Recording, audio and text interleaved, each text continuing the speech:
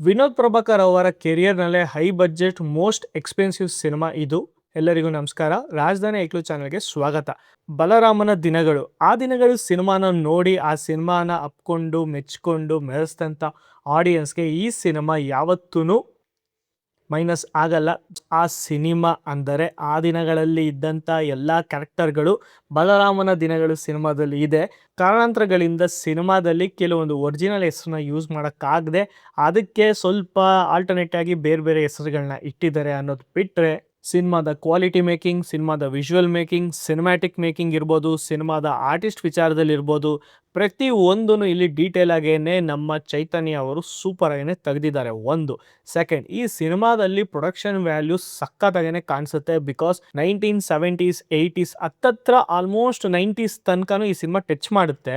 ಆದರೆ ಅಲ್ಲಿನ ಕಾಲಘಟ್ಟಕ್ಕೆ ಹೋಗಿ ಆ ಕಾಲಘಟ್ಟದಲ್ಲಿ ನಾವು ಕೂತ್ಕೊಂಡು ಸಿನಿಮಾ ನೋಡೋ ಥರನೇ ವಿಜುವಲ್ಸಲ್ಲಿ ತೋರಿಸಿದ್ದಾರೆ. ಇವಾಗಿನ ಸೋಷಿಯಲ್ ಮೀಡಿಯಾದಲ್ಲಿ ಎಲ್ಲ ಗ್ಯಾಂಗ್ಸ್ಟರ್ಗಳ ಹಿನ್ನೆಲೆ, ಎಲ್ಲಿಂದ ಬಂದರು, ಏನಾಯಿತು, ಎಲ್ಲಿಗೆ ಹೋದರು, ಆಮೇಲೆ ಏನೇನಾಯಿತು ಅನ್ನೋದು ಎಷ್ಟೊಂದು ಚೆನ್ನಾಗಿ ಹೇಳ್ಬಿಟ್ಟಿದ್ದಾರೆ. ಅಂದರೆ ಗ್ಯಾಂಗ್ಸ್ಟರ್ಸ್ ವರ್ಷನ್ಸಲ್ಲಿ ಹೇಳಿದ್ದಾರೆ, ಅದ್ರ ಜೊತೆಗೆ ಪೊಲೀಸ್ ವರ್ಷನಲ್ಲೂ ಕೆಲವೊಂದು ಯೂಟ್ಯೂಬ್ ಚಾನಲ್ಗಳಲ್ಲಿ ಅದ್ರದ್ದು ಕ್ಲಿಪ್ಪಿಂಗ್ಸ್ಗಳು ಬಿಟ್ಟಿದ್ದಾರೆ, ಕೆಲವೊಬ್ಬರು ಬುಕ್ ಬರೆದು ಬಿಟ್ಟಿದ್ದಾರೆ.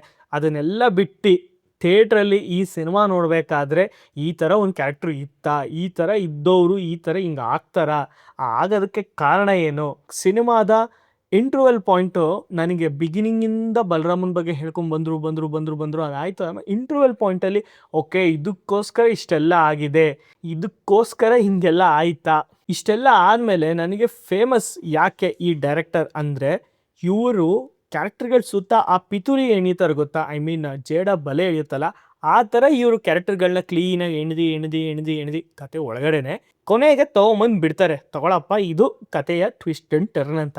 ಆ ಟ್ವಿಸ್ಟ್ ಆ್ಯಂಡ್ ಟರ್ನೇ ಈ ಸಿನಿಮಾದ ಕ್ಲೈಮ್ಯಾಕ್ಸ್. ನಿಜವಾಗ್ಲೂ ಇದರಲ್ಲಿ ಪ್ರತಿಯೊಂದು ಆರ್ಟಿಸ್ಟ್ ಕೂಡ ಎಷ್ಟು ಶ್ರಮ ಪಟ್ಟಿದ್ದಾರೆ ಅಂದರೆ ಆ ಕ್ಯಾರೆಕ್ಟರ್ನ ಅವರು ಅಳವಡಿಸ್ಕೊಂಡು ಮಾಡೋ ಅಂಥ ಪಾತ್ರಗಳು ಸೂಪರಾಗಿ ಬಂದಿದೆ. ನನಗೆ ಇದರಲ್ಲಿ ತುಂಬ ಇಷ್ಟ ಆಗಿದ್ದೇನೆ ಬಲರಾಮನ್ ಕ್ಯಾರೆಕ್ಟರ್ ಮಾಡಿದಂಥ ನಮ್ಮ ವಿನೋದ್ ಪ್ರಭಾಕರ್ ಅವರು ತುಂಬ ಎಫರ್ಟ್ ಹಾಕಿದ್ದಾರೆ, ಕಾಣಿಸುತ್ತೆ ಆ ಎಫರ್ಟು. ಅದ್ರ ಜೊತೆಗೆ ಈ ಸಿನಿಮಾದ ಮ್ಯೂಸಿಕ್ ಯಾರು ಅಂತ ನಿಮ್ಗೆಲ್ಲರಿಗೂ ಗೊತ್ತು. ಸಂತೋಷ್ ನಾರಾಯಣ್ ಅವರು ಈ ಸಿನಿಮಾದಲ್ಲಿ ಬ್ಯಾಕ್ಗ್ರೌಂಡ್ ಸ್ಕೋರ್ ತುಂಬ ಚೆನ್ನಾಗಿ ಕೊಟ್ಟಿದ್ದಾರೆ. But audio songs, I mean ಸಾಂಗ್ಸ್ನ ನನಗೆ ಇನ್ನೂ ಬೆಟರ್ಮೆಂಟಾಗಿ ಮಾಡ್ಬೋದಾಗಿತ್ತು. ಅದು ಬಿಟ್ಟರೆ ಈ ಸಿನಿಮಾದ ಪ್ರೊಡಕ್ಷನ್ ವ್ಯಾಲ್ಯೂ ಅಂತ ಬಂದರೆ ವಿಶ್ವಾಸ್ ಕಶ್ಯಪ್ ಅವರ ಆರ್ಟ್ ಕೆಲಸಗಳಲ್ಲಿ ತುಂಬ ಎದ್ದು ಕಾಣಿಸುತ್ತೆ. ಅದ್ರ ಜೊತೆಗೆ HC ವೇಣು ಅವರ ಸಿನಿಮಾಟೋಗ್ರಫಿ ನಾವು ಅದ್ರ ಬಗ್ಗೆ ಮಾತಾಡೋಂಗೆ ಇಲ್ಲ. ಬಿಕಾಸ್ ಅಷ್ಟು ಸೂಪರ್ ಆಗೇನೆ ಕಟ್ಕೊಟ್ಟಿದ್ದಾರೆ. ಎವ್ರಿ ಫ್ರೇಮ್ ಆಗಿರ್ಬೋದು, ಪ್ರತಿಯೊಂದು ಕ್ಯಾರೆಕ್ಟರ್ಗಳಾಗಿರಬಹುದು, ಕೆಲವೊಂದು ಕ್ಯಾರೆಕ್ಟರ್ಗಳನ್ನ ಇಟ್ಕೊಂಡು ಫ್ರಿಕ್ಷನ್ ಆಗೇನೆ ಈ ಸಿನಿಮಾನ ಮಾಡಿದ್ದಾರೆ. ಸೊ ಬಲರಾಮನ ದಿನಗಳು ಆ ದಿನಗಳನ್ನ ನೆನ್ಪು ಮಾಡ್ತಾ ಇಲ್ವಾ ಅನ್ನೋದು ನಿಮಗೆ ಅನಿಸಿದರೆ ಕಮೆಂಟಲ್ಲಿ ತಿಳಿಸಿ.